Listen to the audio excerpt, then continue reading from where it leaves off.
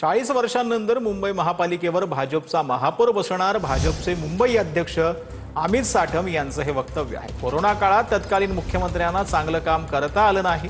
अमित साठम यांची नाव न घेता उद्धव ठाकरेंवर टीका पाहिला। मुंबई महानगरपालिका आहेच, आता इथे बसलेल्यांपैकीच कोणीतरी तिकडे 49 पैकी कोणीतरी एक होणार आहे।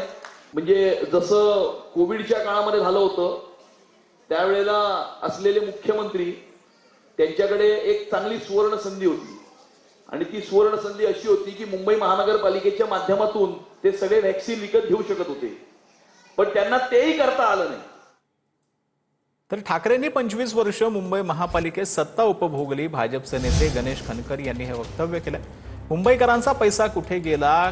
गणेश खनकरांनी ठाकरेंना हा सवाल विचारलाय। कलियुगामध्ये सर्वांना कसं सामोरं जायचं हे मला माहिती आहे, असं देखील खनकर यांनी म्हटलं। समोर जे बसलेले आहेत तर मला या गोष्टीची जाणीव आहे की हाच प्रश्न अर्जुनाला देखील पडला होता, पण मी हे सांगतो की ते महाभारत होतं, हे कलियुग आहे आणि या कलियुगामध्ये या सर्वांना कसं भिडायचं आम्हाला पूर्ण ठाऊक आहे।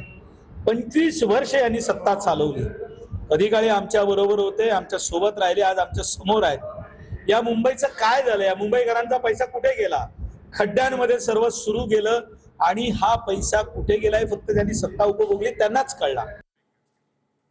तर मी सिंधुदुर्गचा पालकमंत्री जिल्ह्याचं वातावरण खराब करू देणार नाही, असं नितेश राणेंनी म्हटलंय। सिंधुदुर्गचे पालकमंत्री नितेश राणेंनी हे विधान केलंय। महायुतीच्या विरोधात भूमिका घेणाऱ्याला 10 तारखेला अपॉइंटमेंट देईन, असं देखील नितेश राणेंनी म्हटलं। माझ्या कारकिर्दीत माझ्या सिंधुदुर्ग जिल्ह्याचा मी पालकमंत्री आहे, अशा कोणालाही वातावरण खराब करायला देणार नाही।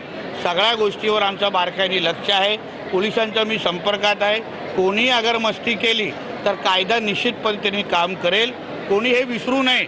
शेवटी भारतीय जनता पक्ष आणि महायुतीच्या विरोधात कोणी भूमिका घेतली तर 10 तारखेला माझ्याबरोबर चहा पिण्याची अपॉइंटमेंट मी त्यांना देईन, हे लक्षात